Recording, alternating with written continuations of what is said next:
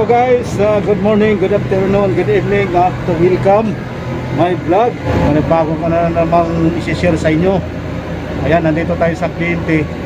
May gagawin tayong package unit na hindi gumagana. May problema yung thermostat at saka may problema yung unit na hindi gumagana. Ayan guys, so let's go. So guys, ito yung unit na carrier na problema. Ayan.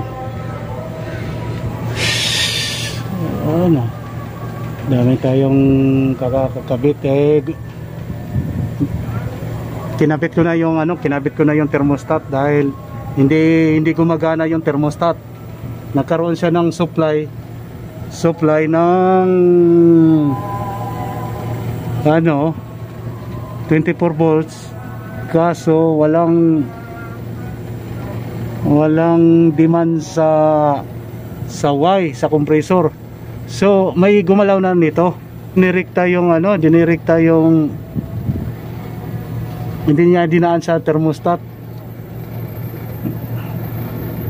Hindi naman siya nag-check sa thermostat. Basta ang ginawa niya, dinirekta niya yung ito sa holding coil ng compressor.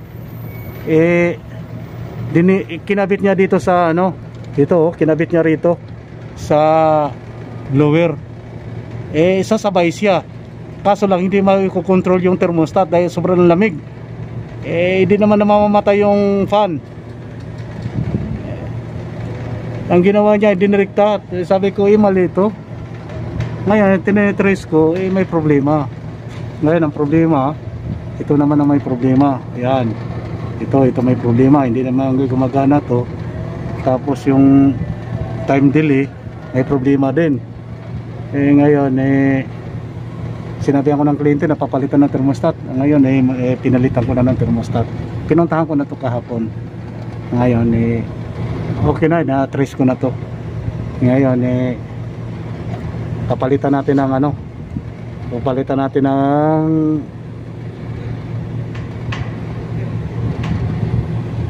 okay, palitan natin ng time delay. At saka may problema din dito yung itong high pressure switch, may problema. Palit natin to.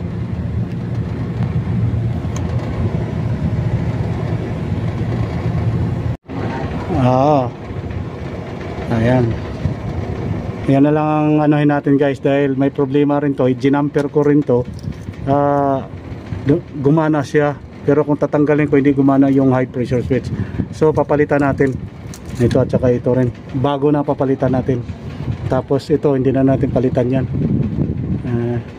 Ngayon ang ginawa ko, sinubukan ko lang dahil ginamper ko rin. Ito sira naman to, wala naman problema kahit wala yan naman yan.